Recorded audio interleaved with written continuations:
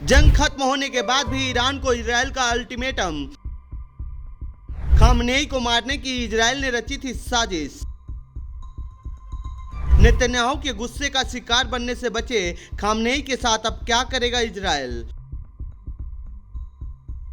क्या अमेरिका के बिना भी खामनेई को मार सकता है इजराइल? ईरान और इजराइल के बीच में सीजफायर हो चुका है, लेकिन दोनों देशों के बीच बयानबाजी की दौर अब भी जारी है। ईरान की तरफ से बड़े बड़े दावे किए जा रहे हैं, तो वहीं दूसरी तरफ इजराइल भी चौंकाने वाले खुलासे कर रहा है। अब इसी कड़ी में इजराइल के रक्षा मंत्री इजराइल कैटेज ने एक बड़ा दावा कर दिया है। चैनल 13 से बात करते हुए उन्होंने बताया है कि ईरान के supreme leader ayatollah Ali Khamenei की हत्या की पूरी योजना तैयार कर ली गई थी, लेकिन रेंज में ना होने की वजह से प्लान सफल नहीं हो सका। तो आइए जानते हैं इस रिपोर्ट में इजराइल के रक्षा मंत्री ने क्या कुछ कहा है। इजराइल की खामनेई को लेकर क्या थी पूरी प्लानिंग? इस बारे में इजराइल के रक्षा मंत्री ने कहा है कि अगर वे हमारी रेंज में होते तो अब तक उन्हें खत्म कर दिया गया होता।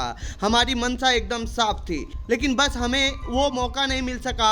इजरायली रक्षा मंत्री ने राष्ट्रपति डोनाल्ड ट्रंप के एक बड़े दावे को भी खारिज कर दिया। उन्होंने अपने इंटरव्यू में साफ कहा है कि अगर ईरान के सुप्रीम लीडर को निशाने पर लेना होगा तो अमेरिका से परमिशन लेने की कोई ज़रूरत नहीं है। अब इजराइल की इस योजना का पता तो युद्ध के दौरान ही चल चुका था। असल में ईरान ने जब इजराइल के एक अस्पताल पर हमला किया था तो उसके बाद ही प्रधानमंत्री नेतन्याहू आग बबूला हो गए थे। इजराइल के मंत्री ने भी साफ शब्दों में कहा था कि युद्ध का लक्ष्य पूरा करने के लिए खामनेई को मरना ही होगा। कहाँ है इस समय खामनेई? वैसे इस समय कई रिपोर्ट्स में दावा किया जा रहा है कि ईरान के सुप्रीम लीडर अपने पूरे परिवार के साथ किसी बंकर में छुपे हुए हैं।